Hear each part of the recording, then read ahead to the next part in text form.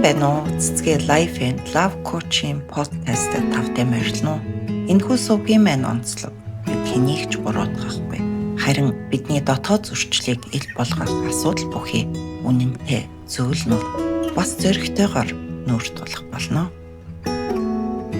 Сайн байна уу? Өнөөдрийн подкастын сэдэв маань хосын харилцааны 3 төвшин. Энэ удаагийн подкаст нэгэн сонсогчийн асуултаар эхлэхээр шийдлээ.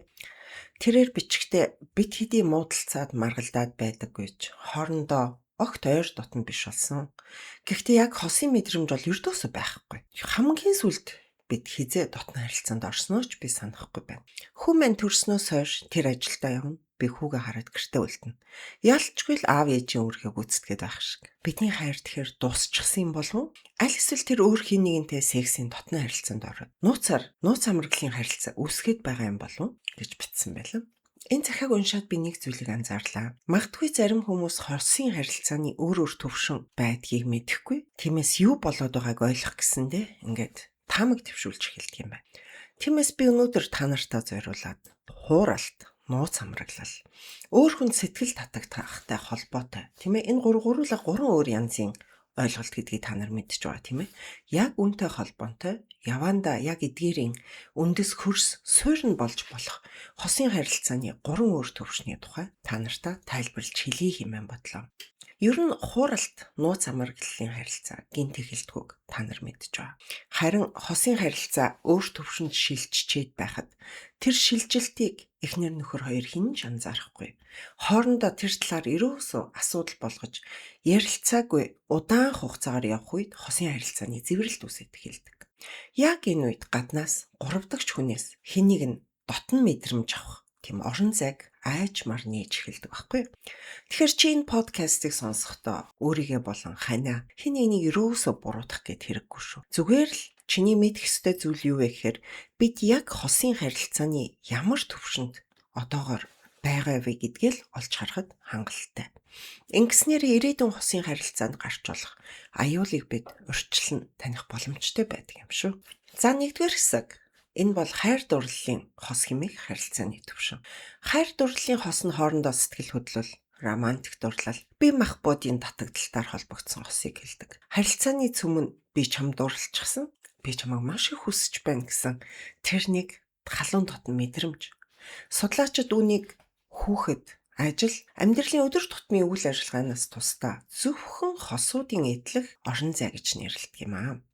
Энэ үед би чамайг харж байна шүү гэдэг тэр халуун долоон харц, би биендээ хүрхийн сан гэсэн хүсэл тэмүүлэл, дээр нь нэмээд чи надад хамгийн чухал гэсэн тийм дотн яриа, бүхий мэдрэмж бидний дотор ам урж байдаг юм. Харамсалтай нь энэ төвшөнд бид өөрсдөө хичээж байж л бат бөх байдлаа хадгалжуултна. Өөрөөр хэлбэл хэдий чи хуулийн хүрээнд гэр бүл гэдэг буюу гэрлэлт гэдгийг явуулсан байсан ч энэ ойлголт өөрөө автоматар хадгалагдаж үлддэггүй.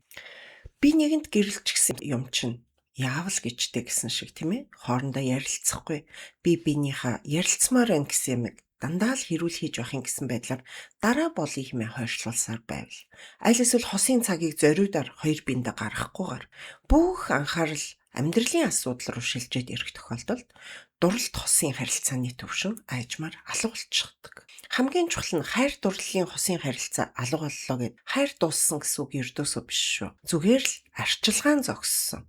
Харилцаа минь өөрөөр хэлбэл зэвэрч эхэлжээ л гэсэн үг. Тэгэхээр би дараах асуултыг та нарт тавья л да. Чи хантайгаа хамгийн сүүлд хизээ яг анх болцож байсан шиг өөрөөр хэлбэл дурлалт хосууд шиг ойр дотн ярилцсан бай. Энд бол хариуцлагатай ээж аавын хэлбэрээр биш шүү. Харин яг дурлсан хосууд шиг ярилцах талаар би асууж байгаа шүү. За дараагийн хэсэг бол эцэг эх хосын харилцаа. Хосууд хүүхэдтэй болмогц эцэг эх хосын харилцааны төвшин бий болж эхэлдэг. Энэ үед тэд зөвхөн дурлалт хосууд биш, хүүхдүүдийн асран хүмүүжүүлэгч, амьдралын гол захиан байгуулагч, бүр нэг багийн хоёр гишүүн байдалтай болж эхэлдэг. Эцэг эх хосын харилцааны төвшөнд гол анхаарал хүүхдүүдийн хэрэгцээ шаардлага, хүмүүжил, өдөр тутмын зохион байгуулалт дээр төвлөрдөг. Яг энэ үүднээс заримдаа бидний дурлалт хосын харилцаа шахагдаад алга болчихдог. Бид хамтдаа зөвхөн энэ хүүхэд гэдэг төслийг явуулдаг хамтрагчд мэд болж хувирах нь маш эрсдэлтэй гэж гэр бүл судлаачид үргэлж анхааруулж байдаг. Яг энэ үед бол хүүхдийн хичээл, хуваар, амралт, хүүхдтэй гэсэн ээж аавын хариуцлага, хүүхдийнхээ төлөө зохион байгуулалт хийхин төлөө гаргаж байгаа шийдвэр л хамгийн чухал болчихдог. Асуудал энэ эцэг эх хос харилцааны төвшин муу биш байгаамаа. Гэхдээ нэг аюул энд нүүрлээд байгаа. Бүх яриа хүүхдийн тухай. Бүх ээж аав хоёрын хоорондын энерги солилцоо гэр ахуйн тухай. Тэдний гаргаж байгаа шийдвэр бүгд хүүхдүүдийн хувьд юу нь зөв бэ гэдэг дээр төвлөрөөд ирэх үед хосууд өөрийн мэдлгүй хайр дурлалын төвшнгөө өөрсдөөсөө холдуулчихдаг. Тэгээд нэг л өдөр бит хоёр хайшаа юм бэ хүүхдийнхаа л төлөө ажиллаж амьдардаг хамтран амьдрагчд юм уу да гэдэг тэр мэдрэмж төрж эхэлдэг.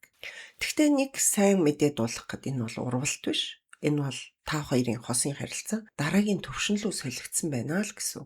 Тэгэхээр би дараагийн подкастаар энэ хүү харилцааны төвшнүүдийн аюул болох нууц хамраглал, хууралтын талаар ярих учраас эхний удаад хосууд өнөөдөр бид яг ямар харилцааны төвшөнд байна вэ гэдгээл мэдээд үлдэх нь чухал гэж хэлсэн За тэгэхээр та нараас асуух асуулт. Бид хоёрын ярианы сэдэв сүүлийн үед юуны талаар байсан бэ? Зөвхөн хүүхэд өдөр тутмын ахуйн асуудал байсан юм биш байгаа. За хэрвээ ийм байсан бол та хоёр дараагийн асуултыг өөртөө тавиад үзээрэй.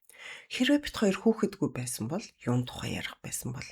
Яг энэ үед та хоёрын хамт анх эхэлж байсан дурлал тосын харилцаа гэдэг юм сэргэх магадaltaй байдаг. Тиймээс энэхүү асуудлыг бие биенээс асуугаад өөр хоорондоо маш сайн уул мөртөө ярилцаарэ гэж би та нараас хүсэх байна.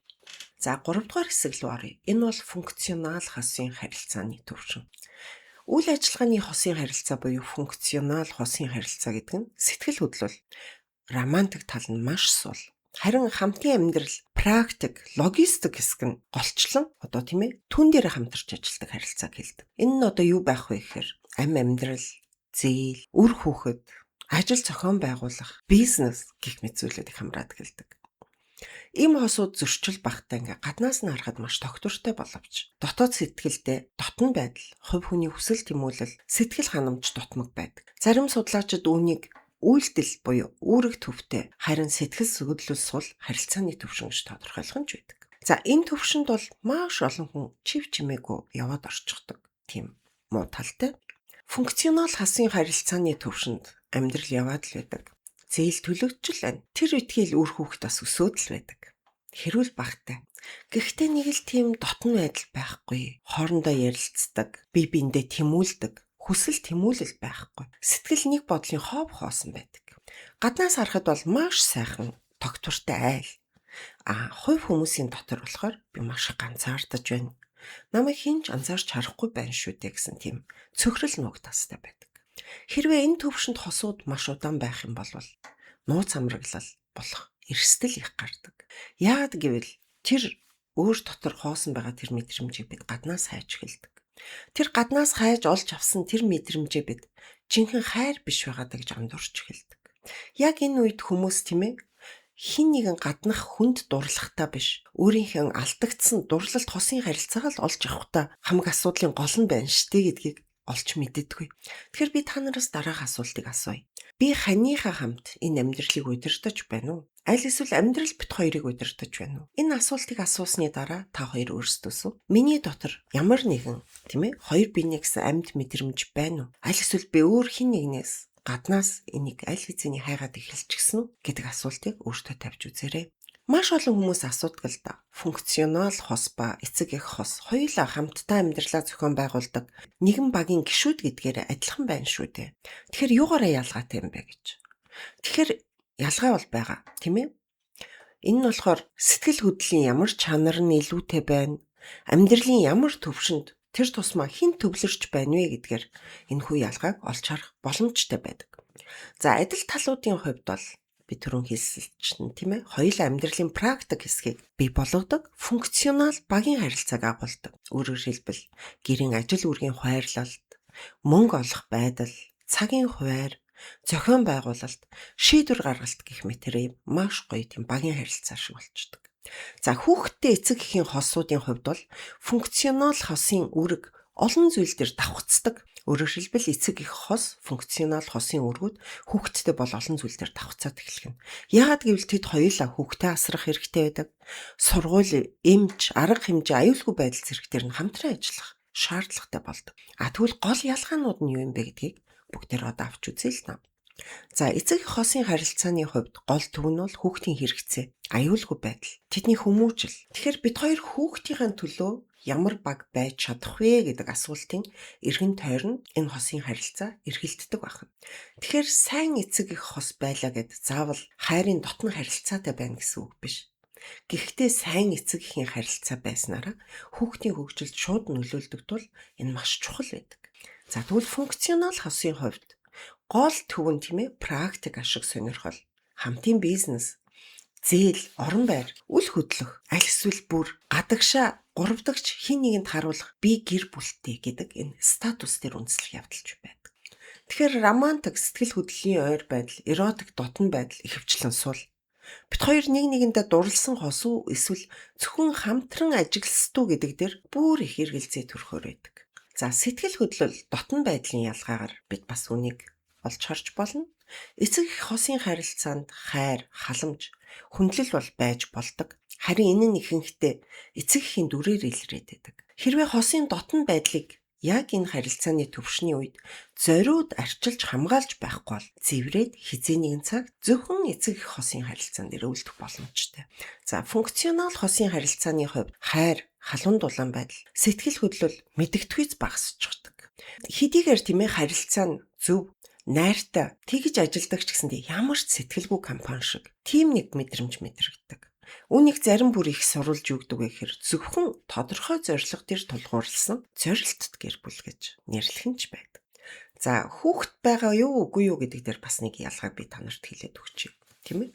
Эцэг эх хосын харилцааны төвшөнд бол хүүхэд байгаа цагт үргэлж энэ эцэг эх хосын харилцааны төвшин үргэлжлэх ёстой болдог.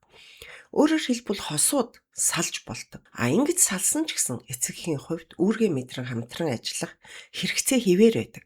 Өөрөөр хэлбэл ухамсартай салтын үндсэн дээр эцэг эх хосын харилцааны төвшин байнга хүүхдийг насанд хүрснээс цаашаа үргэлжлэх боломжтой байдаг. За тэгвэл функционал хосын харилцааны хувьд тэдний дунд заавал хүүхэд байгаад байх албагүй. Яагад гэвэл хосууд практик ашиг, дадал зуршил, бүр санхүү, мөнгө, ганцаардал зэрэг нэг айцаасаа болж тэмдэг салахгүй байх тохиолдол байдаг байхгүй. За тэгвэл одоо эрсдэл дотоод мэдрэмжийн хувьд ямар ялгаатай би танарт хэлж өгье л доо. Эцэг эх хосын харилцааны төвшний үед сексийн дотны харилцаагаа хамгаалж чадахгүй бол эцэг эх зөвхөн баг болоод хувирчдаг. Улмаар нууц амраглал, хууралт үүсэх эрсдэл үүсдэг гэж гэр бүл судлаачид маш их анхааруулдаг.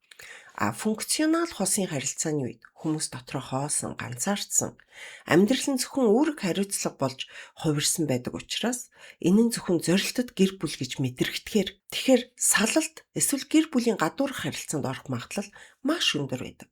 Тэр үтгэл гэр бүлийн гадуурх харилцаа үүнтэй бараг л параллел явж байдаг гэж хэлж болно.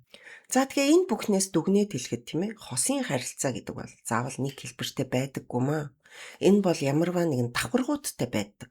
Жишээлбэл дурлалт хосын харилцаа хайр, дотн байдал дээр түшгэлдэг бол эцэг эх хосын харилцааны төвшин, харилцаа, хариуцлага, багаар ажиллах чадвар, хүүхэд гэдэг асуудлыг тойрон эргэлддэг. Тэгвэл функционал хосын харилцааны хувьд бизнес бол тэдний гол механизм байдаг. Тэгэхээр бидний асуудал бол өнөөдөр хосын харилцаа аль төвшөнд оршиж байгаадаа биш.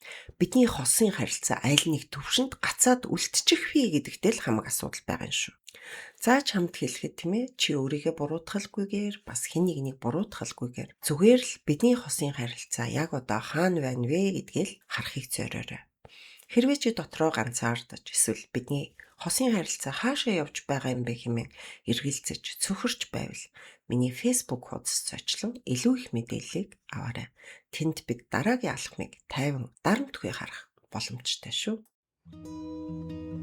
Хэрвээ чи энэ дугаараас эргэцүүлэн бодох ганцхан зүйлийг өөртөө авч үлдэж өөрийгөө болон бусдыг инэрэн хайрлах сэтгэлээр ойлгож чадсан бол миний зорилго биелж байна тэр. Чи өөрөөрөө байх зоригийг алхам алхмаар олж чаднаа.